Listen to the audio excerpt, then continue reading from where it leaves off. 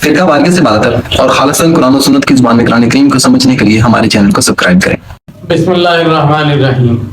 ناظرین، ہم ذکر کر رہے تھے قرآن کریم کی وجوہ اعجاز کا کہ قرآن کریم کس طرح معجزہ ہے۔ قرآن کریم کے اعجاز کی دو وجوہ ہم اس سے پہلے ذکر کر چکے ہیں، آج تیسری اور چوتھی وجہ بیان کریں گے۔ قرآن کریم کے معجزہ ہونے کی ایک دلیل یہ بھی ہے کہ قرآن کریم نے آئندہ پیش آنے والے کچھ واقعات کی پیشین گوئی کی ہے، اور وہ پیشین گوئی حرف بحرف درست ثابت ہوئی، ایک پیشین گوئی بھی غلط ثابت نہیں ہوئی۔ یہاں ہم صرف ایک مثال دینے پر اکتفا کرتے ہیں۔ سورہ روم میں روم اور فارس کی، اس کے آغاز ہی میں روم اور فارس کی ایک جنگ کا ذکر ہے۔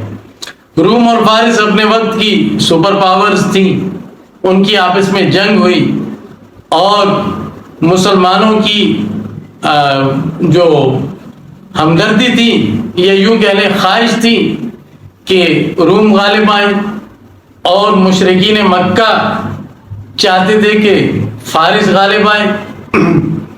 روم مغلوب ہو گیا، یعنی فارس نے وہ جنگ جیت لی۔ اس پر کفار مکہ خوش ہوئے اور مسلمان رنجیدہ ہوئے۔ قرآن کریم نے جب کہ روم مغلوب ہو گیا تھا، یہ پیشن گوئی کی کہ روم غالب آئے گا، 10 سال کے اندر اندر دوبارہ فارس پر غالب آئے گا۔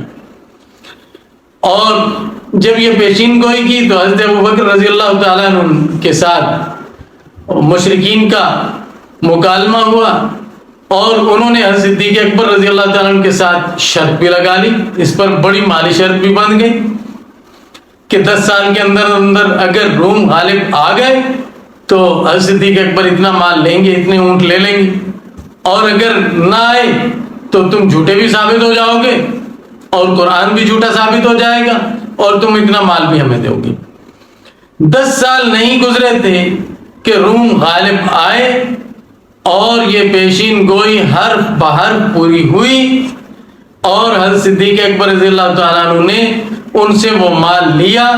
نبی کریم صلی اللہ علیہ وسلم اس روم کے غالب آنے سے بہت خوش ہوئے، لیکن آپ نے وہ مال قبول کرنے سے انکار کر دیا، کیونکہ وہ مال ایک قسم کا جوا تھا۔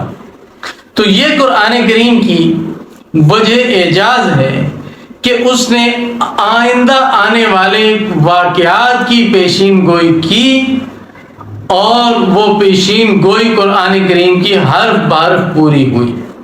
اگر یہ غیر اللہ کا کلام ہوتا تو کسی ایک پیشین گوئی میں تو غلطی کا امکان تھا، غلط ثابت ہوتی، ایک بھی نہیں ہوئی۔ ناظرین، قرآن کریم کے معجزہ ہونے کی چوتھی وجہ یہ ہے کہ قرآن کریم نے پچھلی امتوں کے کچھ حالات اور واقعات بیان کیے ہیں، اور نبی کریم صلی اللہ علیہ وسلم نے ہی قرآن کریم پیش کیا لوگوں کے سامنے۔ پچھلی امتوں کے واقعات بالکل درست پیش کیے۔ آپ نے سابقہ آسمانی کتابیں نہیں پڑھی، کسی عالم سے ملاقات نہیں ہے، خود پڑھ نہیں سکتے، کسی پڑھنے والے سے سنا نہیں، پھر پچھلے انبیاء کے واقعات درست کس طرح بیان کر دیے۔ لازمی طور پر قرآن کریم اللہ ہی کا کلام ہے جو حضرت صلی اللہ علیہ وسلم پر نازل ہوا۔ اگر ایسا نہ ہوتا تو ایک امی محض پچھلی انسانی تاریخ کو درست کیسے پیش کر سکتا تھا؟ تو قرآن کریم نے جو پچھلے انبیاء علیہ السلام کا اور پچھلی اقوام کا انسانی تاریخ کا درست تذکرہ کیا ہے، یہ اس بات کی دلیل ہے کہ یہ اللہ کا کلام ہے اور یہ کسی بشر کا کلام نہیں ہے۔ اس کے علاوہ قرآن کریم کی دیگر وجوہ اعجاز بھی ہیں، ہم ان کا تذکرہ اگلی نشست میں کریں گے۔ اللہ حافظ۔ فرقہ واریت سے بات اور خالصاً قرآن و سنت کی زبان میں قرآن کریم کو سمجھنے کے لیے ہمارے چینل کو سبسکرائب کریں۔